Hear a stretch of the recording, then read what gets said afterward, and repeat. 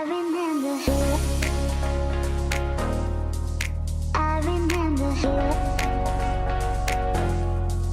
I remember. Hi guys, this is Ken from TechOpened, back again with another video. This time to show you the unboxing of the Blackwidow Elite mechanical gaming keyboard.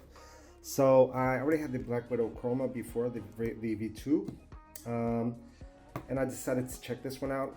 Very similar, but in case you're wondering what this is like and you want to order this, you can check out my unboxing. It will probably help you out in making your decision. So in terms of the box, you can see the front side of the box is like so. You can actually have a little feel for the keyboard if you want to test this out. These are the Razer green switches, so they're tactile and clicky. Right on this part you have Blackwidow Elite.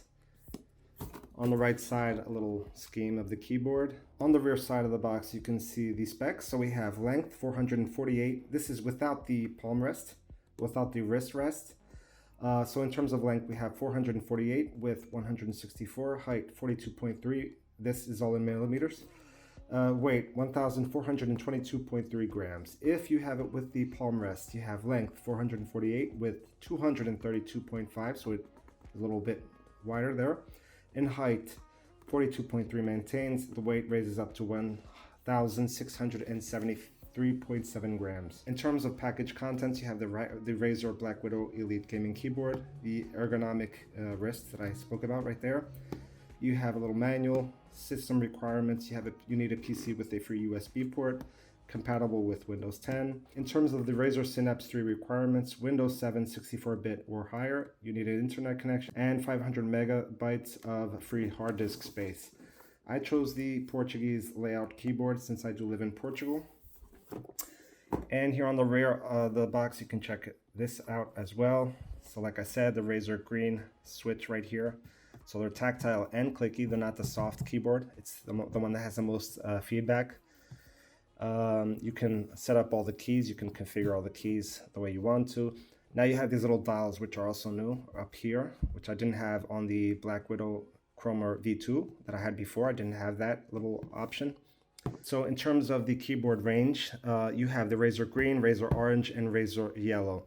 The more you go this way, the softer that they get and less clicky. I actually prefer this one, the clickier one, but it is a little bit noisier. So if you're going to use this in your room in a silent environment, you will hear this. So as we open the box, in the top part of the lid, we have these little manuals. So you have this little welcome and thank you notes. So we have a little quick start manual to get you started. So they do send stickers inside the box, just inside the manual. So you get this little Razer logo sticker, and also these right here if you want to glue them onto your laptop or something. Pretty cool. So you get this top section off. You have this little text right here. You can see the braided cable like we see on other Razer keyboards. It has this braided texture. And you can see there are the connectors right here. They have these little protections on. You have 1, 2. And then you have this little cable. And then as we pull this out, there's nothing else here. Let's get this out of the way. And we pull these little side protectors off. One on each side. And then you have this little protector on the top, plastic. Feels, kind of heavy. And one thing I can tell right away, it looks much thicker than my Blackwidow Chroma. This profile seems much higher. I don't know if that's just my feeling or if that's the actual reality, but it definitely looks much thicker. Much higher. These keys look the profile is much higher than the one on my Blackwidow Chroma V2. And you can see the little dials here. You have all these little buttons. They're very clicky as well. And you can see in terms of profile, you have a little Razer logo that lights up as well. And on the underside, you can have these little feet raised up to 2 levels. You have 1, 2, lower level and higher. And then this snaps back. You have these little rubber feet here on the bottom. You have 1, 2, 3, 4, 5 rubber feet. The cable, you can thread it out this way, but I can tell right away that over time this will damage your cable. This sharp end that they have here in plastic, if you keep plugging this in and out of this little slot right here, this will start eating away at your cable. I'm almost absolutely positive that that will happen, so be careful with that. Like I said, it's pretty heavy. And then you have the palm rests.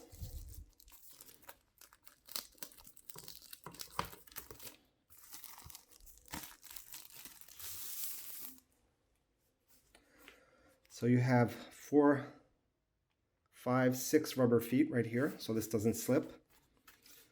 You have this very soft cushioning, which feels amazing. This feels really comfortable to like have your wrist on this. Feels very comfortable. You have a little Razer logo embossed right there. And then I believe you have a magnetic connection. So it's, yeah, you definitely have a magnetic. It attaches magnetically to the keyboard. And you just rest your palms here. Very clicky, as you can hear. Sorry for the noise, guys. So you can see.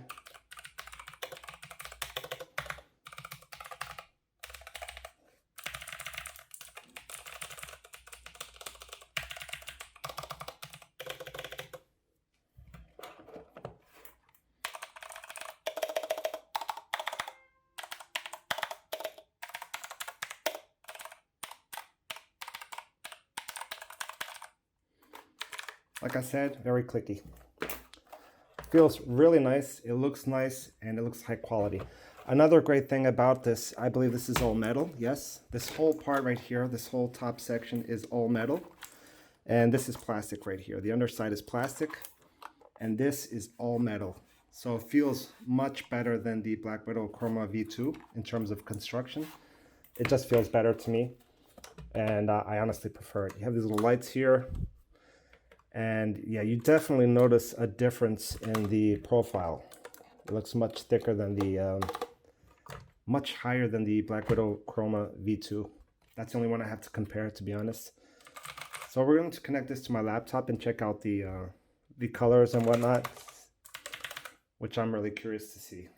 So the cable has this little strap that you can unfasten to store away the cable. And in terms of length, this feels really robust. This cable feels really well built, really sturdy. Now in terms of, total length, let me just measure this for you guys to have an idea. So I measured the cable, and from this port right here, this outlet right here, all the way to the tip of the connectors, it's 1.90 meters in length. So I think that's enough. And like I said, it's pretty heavy. It's not the ideal like keyboard to take like to gaming events or anything like that because it's big and heavy, but there are other options for that if you want to. You have the tournament versions and whatnot that you can take with you that are much more compact, or even those little keypads to play. If it's just for gaming, you can use one of those keypads instead. But first impression, very impressed. I like it. It looks nice. It looks really well built. Even like without the lights on, it looks really high quality, and I'm loving this. I might exchange this, but it's going to be hard for me to exchange because I actually like it so far. Now I can imagine this with some lights and some RGB, an RGB setup. This will look perfect. Maybe with an RGB mouse pad, full size one, it will look awesome for a gaming setup. It's really, really nice. Definitely recommend this. But like I said, the only downside, the main downside is if you're playing in a really quiet environment, you'll really hear this. So make sure you're careful with that. It feels better. It feels more reactive, more responsive, and you feel a little bit more feedback than the other keyboards, but it is much louder. And you can see the little green switch right there, and you can see the little connector. And this is what the key looks on the bottom side. Notice that there's actually kind of a grease here that they place on the actuators here on this bottom part. And if you're not careful, you're going to get your keyboard all smothered up with grease. If you're removing the keys and whatnot, be careful with that. In terms of keys, you have the multi-function digital dial. You have the media control keys. You have the sleep mode key, keyboard lighting controls right here to get it lighter or either brighter or darker. You have the gaming mode, and then you have the on-the-fly macro record key. You also have these little LED lights that switch on and off depending on what keys you press.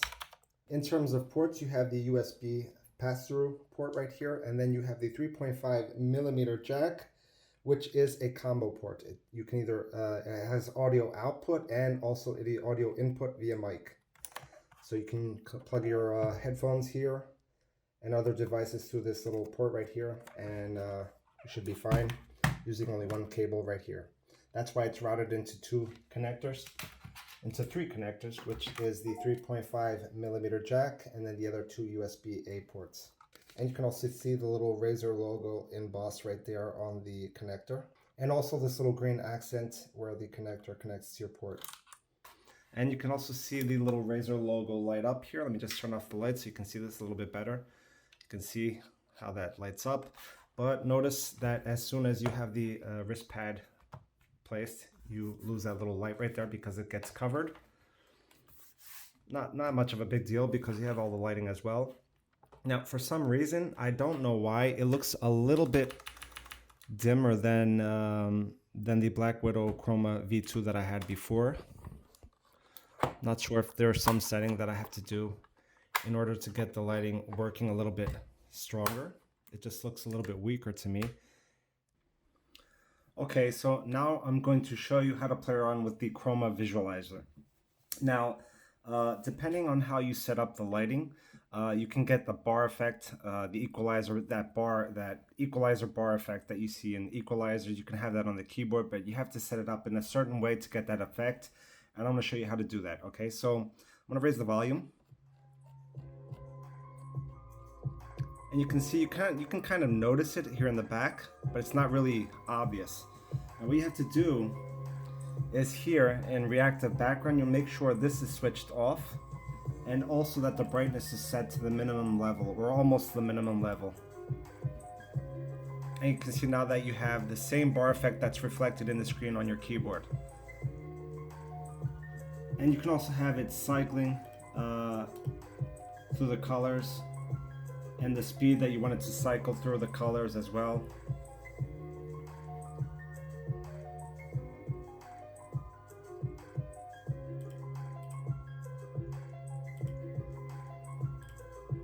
You can have the wave effect, so the colors are actually shifting in a wave pattern through the bar effect. You have the wheel, which is actually a spinning wheel. And it reacts to the music, which is pretty cool. And then if you have this set up with other lights that you have in your setup, like nano lights and Philips Hue lights, I believe you can do this to the whole system. So the lights will all react depending on how the Razer Synapse interprets the sound waves. And you'll get this really cool effect. I think it looks really awesome. And if you put reactive background on, you'll get a totally different effect. So the background, this inner area that you see outside of the bars, will actually react as well, which is pretty cool. It'll get brighter the louder the music is. So if I raise the volume of the music, let me raise the volume so you can hear this, so you can get the effect. So you can see the louder the music is, the brighter the lights get. And as I lower the volume down, the lights lower too. So this is really awesome, this feature.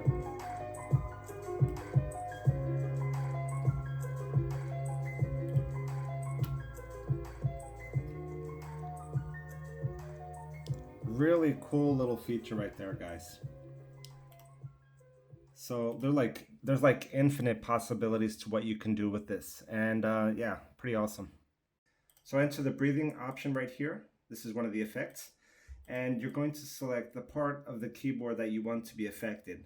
So for these examples that I'm going to give, I'm going to do it for the entire keyboard.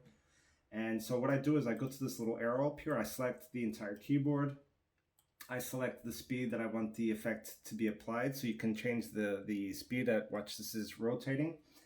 And then up here you can change the color. So if you can either have random, which will go through all the colors in the RGB range, or you can actually pick one single color that you prefer. So you can change any colors you want. It really depends on your personal preference. But in my case, I'm going to put random. I'm going to put the speed like up to half speed. And then I save this. And you'll get the final effect on your keyboard as soon as it starts to play. So you can see this is called the breathing effect with random colors. So the colors will change and they'll randomly change throughout the entire keyboard. I can speed this up if I want to. So I just go here, speed it up, save it, and you'll see it gets quicker and the colors keep changing. Now if we go here, we're going to pick a different effect. We're going to pick this one right here, which is ambient awareness. Want to click this one, and then you have all these other options that you can change. I'm not going to get like too much into that. You have this little blur effect. Let me see what this is for. Adjust how detailed the screen area's color will be reflected on your device. Okay, so this will depend on whatever colors you have in your screen. It will be reflected here on the keyboard. I'm not going to get into that one really that much. Let me see if it'll reflect whatever is on the screen right now. Not really. Whatever. Then we're going to another one, which is fire. So we're going to pick, it's already all chosen. Here you can choose if you want it in other colors besides like oranges, reds, and that darker kind of orange. If you want it colder or hotter, I'm going to leave it at default, and let's see how it looks. So you can gives kind of a fiery effect to the keyboard. Not really intense lighting, but you get the idea. Now let's change this to reactive. I'm going to save this. Make sure I choose the entire keyboard. I'm going to speed this up a little bit. And colors I'm going to leave at random as well and save this. Okay, so it basically lights up the keys that you press. Very discreet, if you like that kind of effect. Ripple. Okay, we're going to pick ripple. Ripple gives like a ripple effect. On any key that you press, it gives you this wave effect. You can also configure what colors you want, and if you want it quicker or slower, I'm going to do it now at its fastest speed. You can see how fast that is if you change the speed. And if I press on both sides, they actually meet in between and switch places, which gives a cool effect right here. Pretty awesome. What else? This is zoomed in for some reason. Let me just lower this size. Then we go into spectrum cycling. I think we already saw that one. I'm going to save this. I'm going to speed this up.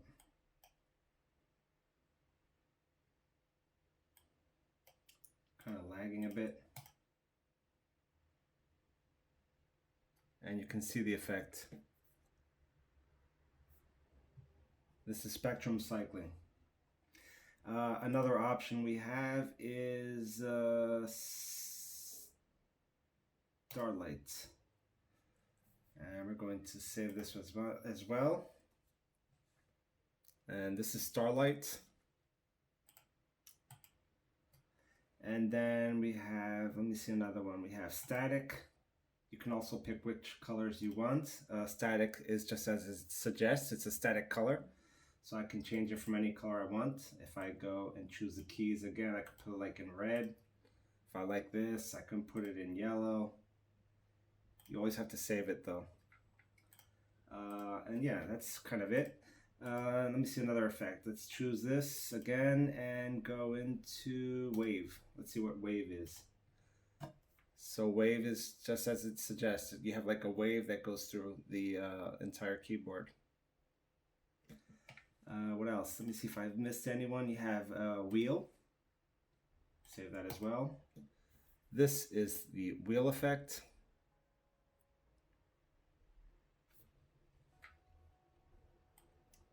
And also, let me see if there's anyone missing. No, I got them all. I think I got them all.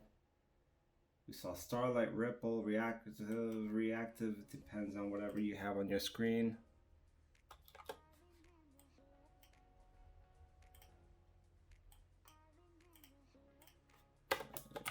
reactive. So reactive reacts to the presses, and in this case you can see it's only the green that's set up, green color, but you can choose random as well. So I can do this, I can do random. It'll change colors if you like that. And another option that you have is to actually draw. You can actually, you have to press Control, I believe. No, Shift, Alt. You can put like an M here on your keyboard. Let's put like, oops, sorry. Darn it. Let's put like an M here. And we can put something like an E right here.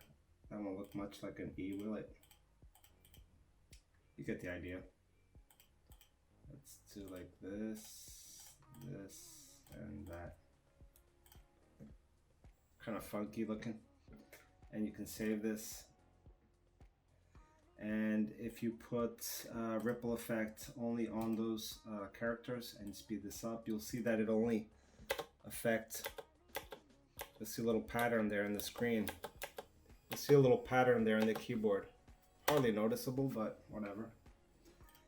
So yeah, guys, this is basically it. I'm not going to get much more into detail because the video is getting super long already.